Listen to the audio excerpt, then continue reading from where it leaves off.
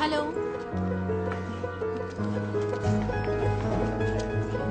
ఎందుకు వచ్చావు?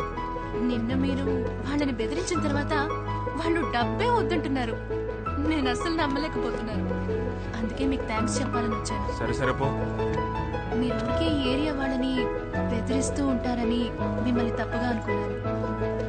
మీరు ఇక్కడ ఉండబట్టి బయట వాళ్ళెవరూ ఇక్కడ గొడవ చేయకుండా ఉన్నారని ఇప్పుడే తెలిసింది. నేను అనుకున్నంత చెడ్డవారేం కాదు.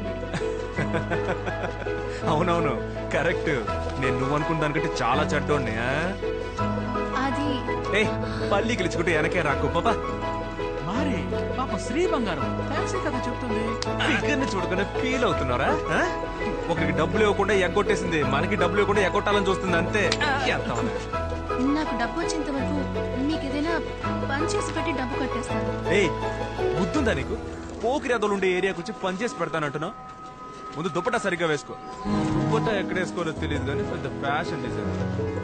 మీరు లేడీస్ దగ్గర తప్పుగా నడుచుకోరని విన్నాను.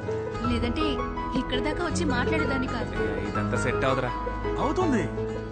మొహం వాసిపోయి